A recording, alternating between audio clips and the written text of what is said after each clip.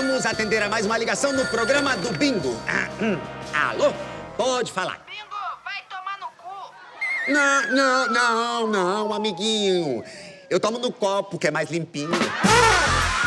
Bom, agora sim, em casa, aí o papai e a mamãe tomam de um jeito diferente, aí já não é assunto pro palhaço, né? O apogeu, a queda e o recomeço de uma improvável estrela da TV brasileira. Bingo, o Rei das Manhãs. É o filme de hoje aqui no País do Cinema. 5, 4, 3, 2, 1. Como você bingou? Quem aqui quer brincar comigo? Here's my bingo.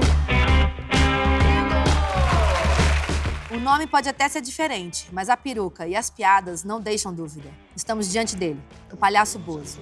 Um ícone da televisão brasileira dos anos 80, uma época de loucuras e excessos. Rock and roll na fita cassete e muita cocaína na mesa. Bingo, interpretado por Vladimir Brista, tem uma trajetória meteórica. Conquista o papel do palhaço, que já era um sucesso nos Estados Unidos, ganha o coração da criançada e alavanca a audiência de seu canal. Mas por trás da máscara, o ator vive a contradição de ser famoso e ter que ficar anônimo. Eu sou o Bingo. O papo hoje aqui no País do Cinema é sobre o filme Bingo, o Rei das Manhãs, não é verdade? Eu estou aqui no estúdio hoje com o Luiz Bolognese, que é o nosso roteirista do filme. O Caio Gulani produz o filme, o Bingo, o Rei das Manhãs. Muito obrigada pela presença de vocês. Obrigado. Bater esse papo com a gente sobre esse filme. Na realidade, eu não posso estar enganada, mas acho que o Daniel Rezende, ele leu um artigo na Piauí, né? Que falava um pouco da história do Arlindo Barreto. E aí teve essa ideia de virar um filme. Chegou até vocês diretamente ou não? Como é que foi essa parceria? Chegou diretamente, né? Procurou o Caio e a Gulani para começar a desenvolver o projeto. E depois me chamou como roteirista, ainda nessa fase em que ele tinha uma ideia sobre essa personagem verídica, né? Que fez o papel desse palhaço nos anos 80, que era o Bozo, e que tem uma história muito peculiar. E essa era a ideia geral. Mas a nossa ideia era construir uma ficção, então encontrar plots e temas. E aí a gente começou uma longa jornada, e como foi longa a jornada, porque também era um filme difícil de produção, um filme grande, um filme de época, um filme com muitos cenários complexos, essa demora da produção, esse tempo mais alongado, permitiu que a gente burilasse muito o roteiro.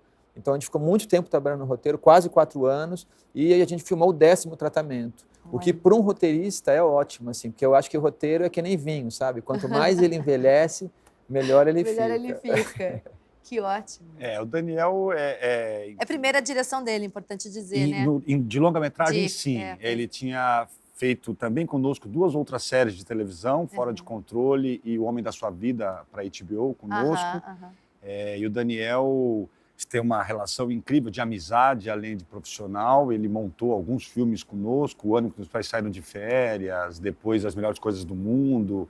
Então, realmente, a gente tem ali uma relação, uma turma mesmo de amigos, e a gente admira muito o trabalho do Dani. Essa reportagem foi o Dan Clabin que chegou para o Daniel dizendo, pô, isso aqui daria um filme. E na hora o Daniel falou, realmente daria um filme, e começou a levantar junto conosco. Ele sempre falava, eu quero fazer uma coisa, um personagem muito forte, mas eu quero fazer um filme pop, eu quero trazer os anos 80 para que a gente tenha relembre o que foram os anos 80, principalmente a televisão nos anos 80. O filme Retrata bem. Retrata bastante essa fase. Não, e é bacana, porque aí abre muita possibilidade, né? Porque todo mundo aqui viveu...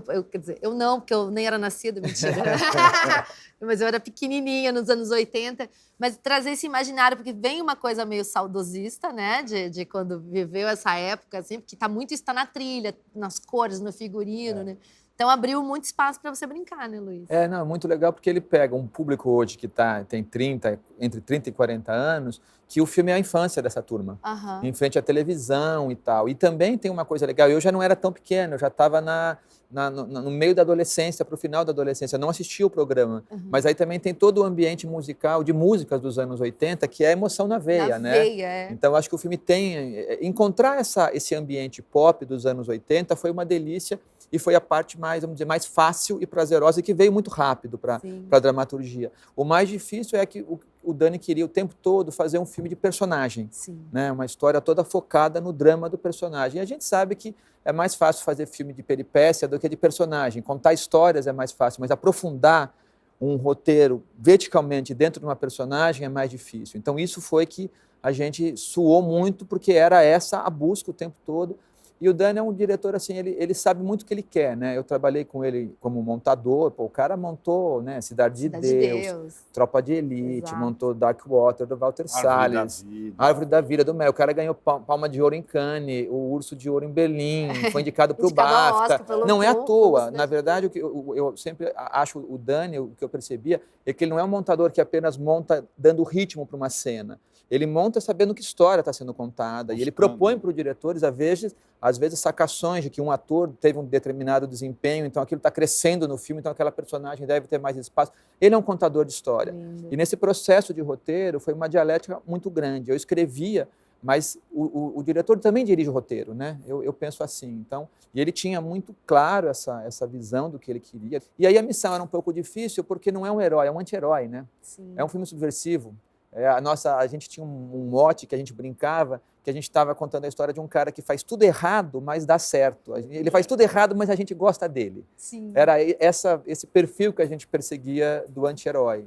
Tivemos algumas confusões também no meio, quer dizer, um divisor de água no filme, quando nós optamos em não assumir, em achar um nome fictício para o palhaço, e achar o que nós iríamos ficcionalizar dentro do filme, já que o filme ele é inspirado na história do Arlindo, um cara que teve uma vida muito intensa.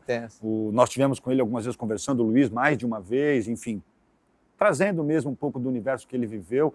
Você lê a biografia dele, é impressionante. Fez novela, fez cinema, fez porno chanchada, fez festa infantil, fez circo e acabou pregando em igreja. Então, quer dizer, ele teve uma trajetória gigantesca até hoje, ele está aí, mas nós trabalhamos com a liberdade que o cinema tem que ter para, enfim, poder levar o filme para o caminho que nós também entendíamos que era o mais, né, em que o roteiro pedia, que a história pedia. E a gente ficcionalizou as televisões da época, o nome do personagem, do palhaço que ele fazia, justamente para ter liberdade para contar o filme que melhor vinha para servir a história, né? Mas por que vocês permaneceu o nome da Gretchen? Todo mundo então, muda. Acho que faz parte desse entorno que a gente quis construir para o filme. E a Gretchen, a gente resolveu perguntar para ela, falar, escuta, o nosso filme é sobre esta época, é inspirado na história do Arlindo, não estamos seguindo exatamente tudo o que aconteceu.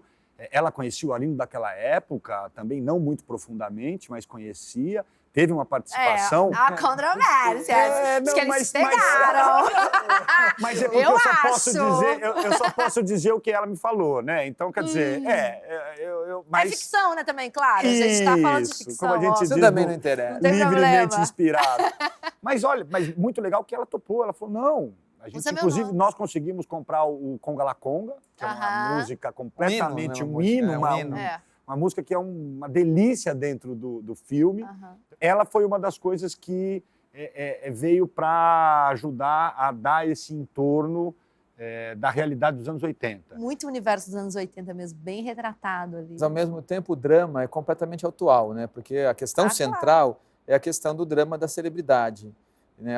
Nosso personagem, ele vem de uma família, quase uma família da aristocracia da televisão e do rádio brasileiro, porque tanto no filme como na vida real, a mãe dele era uma mulher, uma atriz do teatro de revista, a Márcia de Windsor, né? E que inspirou a nossa personagem. E Ana Lúcia Torre, que tá maravilhosa. Que ela faz, que é um sonho ter a Ana Lúcia Torre, né? Um set. Maravilhosa. E ele tem esse objetivo de brilhar. Ele, desde pequeno, vendo a mãe no teatro ser aplaudida, vendo a mãe, né, na televisão, sendo embaixo dos holofotes, a vida para ele tinha que ser embaixo dos holofotes, e é isso que ele busca. Só que o que ele encontra é um papel no qual ele não pode mostrar a cara. A identidade dele. Então, esse é o drama do filme. Essa é o grande nó da personagem, que ele encontra um lugar, mas por contrato ele não pode revelar quem está por trás da máscara. Sim. E, ao mesmo tempo, ele é famoso, vira líder de audiência, ganha, né, está em primeiro lugar na audiência, ficou em primeiro lugar na audiência, disparado. Essa situação para ele, que ele finalmente chegou num lugar, ele tentou pela porno chanchada, ele tentou, e o filme mostra por vários caminhos, e de repente ele vira uma estrela. mas uma estrela que é super exposta e, ao mesmo tempo, não pode dizer quem ela é. Então, quando ele tira a máscara, ele sai na rua, as pessoas não estão reconhecendo ele. Ele não tem um retorno do ele público, não tem né? esse retorno. Essa Então, coisa isso pra é enlouquecedor. E aí, ao mesmo tempo, no desenho da personagem, ele trabalha numa espécie, numa maquiagem de auto-engano, em que ele acha que ele é o grande galã, o rei da cocada preta, mas quando ele sai na rua ele não é ninguém. Então, uma delícia, pra gente vira uma farra. E aí cai um papel desse na mão do Vladimir, o cara estraçalha, porque ele matou no peito, ele defendeu a personagem visceralmente. Foi o Vlad? Cara, teve uma... Na verdade, não. O Dani, quando dirigiu o primeiro curta que ele fez, foi com o Wagner e o Madeira. o Augusto Madeira. O Madeira. O Wagner e o Augusto Madeira, e o Daniel fez o Blackout, um primeiro curta incrível dos dois. E uma amizade incrível entre eles. E o Dani falou, pô, eu tenho um filme pra gente fazer juntos. E o Wagner ficou super afim de fazer. Passou, como o Luiz falou, 1 ano, 2 anos, 3 anos, 4 anos, a gente na produção do projeto, a gente desenvolvendo o projeto. E acabou que a agenda do Wagner não possibilitou que ele fizesse o filme. Mas, como a gente brinca, ficou na cozinha deles ali, entre os baianos, a galera. Sim, os parceiros. O Wagner assoprou o Vlad pro Dani. Não, o Dani é muito perfeito. O Dani, eu lembro que o Dani trouxe o nome e falei, cara, eu acho que ele é o nosso personagem. Inclusive o físico dele, né? Que é mais Incrível, alongado, magro, incrível. né? Que dá bem aquela visão do Bozo do palhaço. E ele fez um trabalho corporal incrível, né? Ele arrebentou. Porque é muito específico aquele desenho do palhaço, a maneira como ele mexe, é meio engraçadinha, mas é meio travadinho, né? Sim. E o Vlad, ele é muito solto, ele é muito flexível, ele tem uma facilidade de se expandir fisicamente. E ele entrega isso muito bem no filme, porque você vê que ele é muito expansivo, ele é muito carismático no filme, a personagem é assim, o Arlindo que nos inspirou, ele tem esse carisma.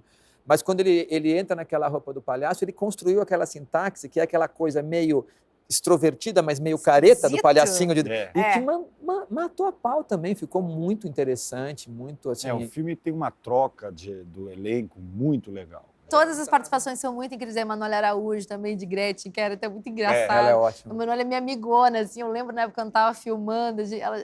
Eu disse, não, mas a menina tá fazendo a Gretchen. E eu olhei assim, que é isso, Baiana? É a Gretchen. E ela dançava nos... Gente, ela tava muito espantada com esse universo. A Emanuele Araújo, a Gretchen falou, ela tudo bem. Ela, eu sei que vai segurar, fazer... Então, claro, assim, Emanuele, linda. Muito legal.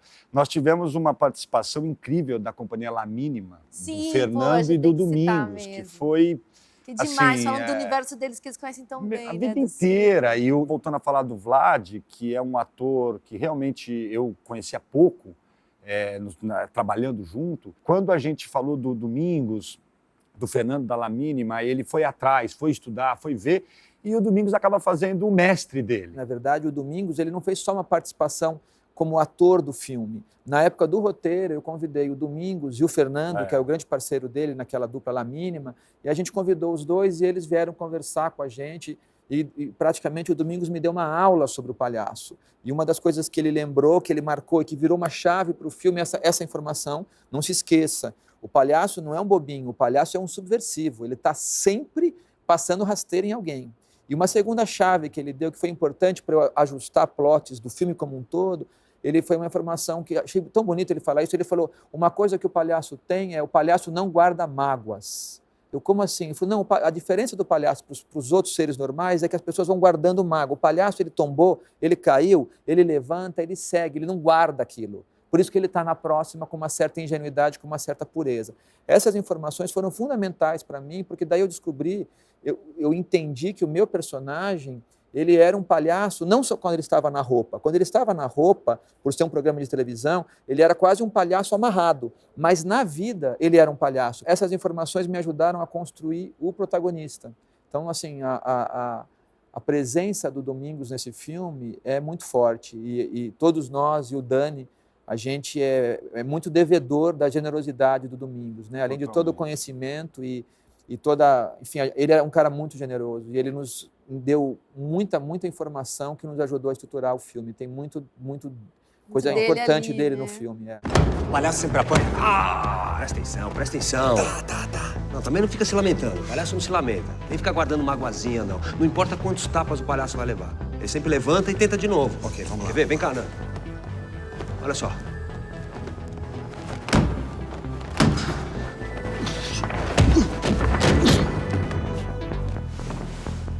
Voltamos com o País do Cinema. Estou conversando hoje aqui com o Caio Gulani, Luiz Bolognese. A gente está falando de Bingo, Rei das Manhãs. Eu sempre penso isso do Caio, porque o Caio tem, na realidade, a parceria de vocês também diz sobre isso, que sempre procuram produzir filmes em busca do grande público, mas sem perder a qualidade mesmo, né, das histórias, dramaturgicamente e tal, de apresentar um bom filme. Assim. Como é que se dá essa busca?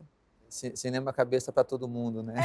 Como é que Cinema né? cabeça Porque pras chega em multidões. todo mundo, mas tem qualidade, isso é muito bom. Olha, eu acho que a gente aprendeu que não é proibido sonhar alto. Então, eu acho que a gente faz cinema pela paixão. Lá atrás, mais de 20 anos, a gente resolveu fazer cinema pelo tesão mesmo, pela paixão de trabalhar com isso, porque é muito prazeroso.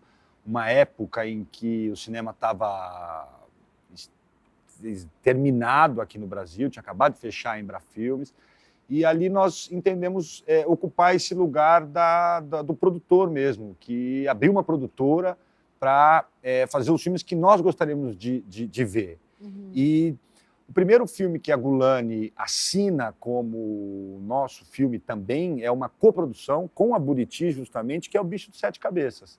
E junto com a Sara, era uma coprodução de 3 companhias, a 19 da Sara, a Buriti e a Gulani. O Luiz e a Laís tinham um interesse muito grande em encontrar o público também daquele filme.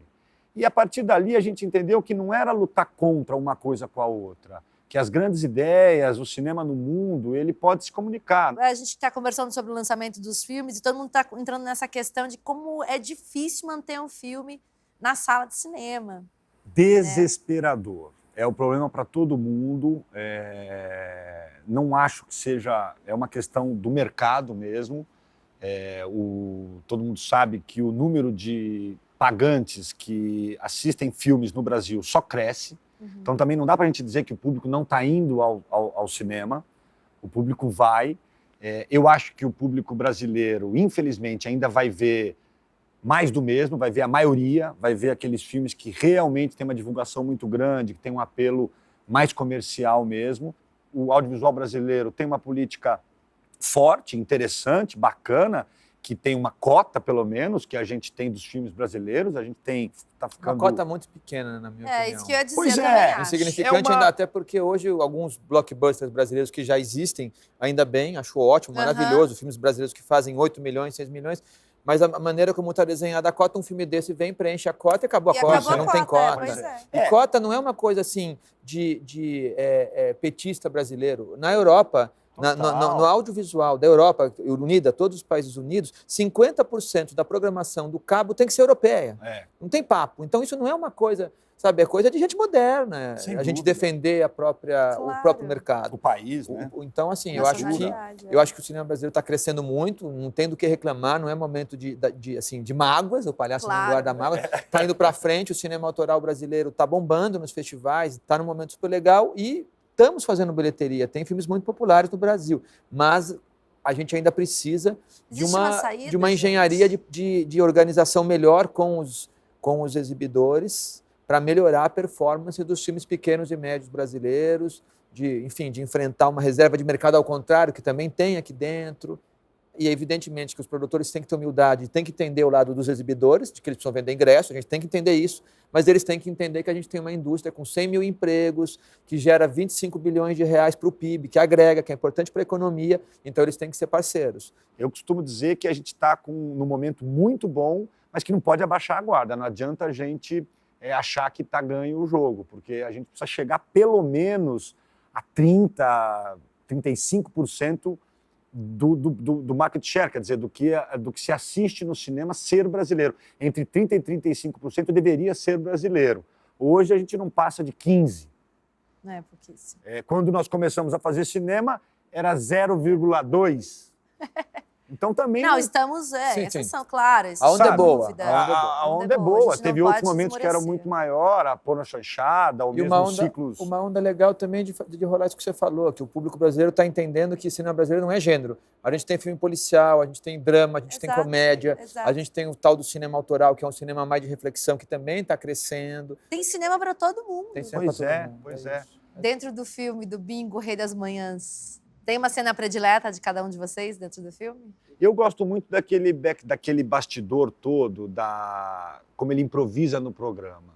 Porque acho que aquilo, realmente, o cara conseguiu mudar a realidade do programa, que era um programa que tinha uma regra. Sim, todo quadradinho dentro do... Né? Inclusive, no estilo mais americano que a gente pode imaginar, e ele vai lá e subverte aquilo. Então, eu acho que esses momentos é uma sacada incrível, mostra muito do que é aquele cara. O que você tá olhando? Deixa eu ver.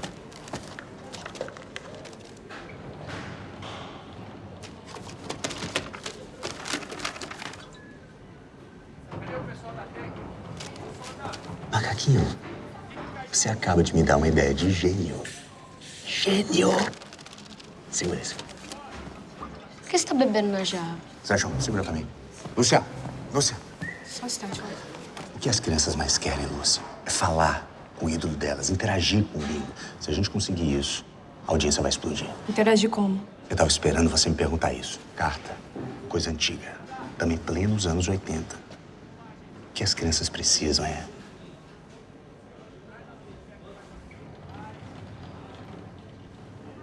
bater um fio pro bingo. E o bingo responde ao vivo numa linha telefônica. Eu vou falar com o Peter Olsen, mas ele vai achar arriscado. Quem não arrisca, não petisca. Traduz aí pro gringo.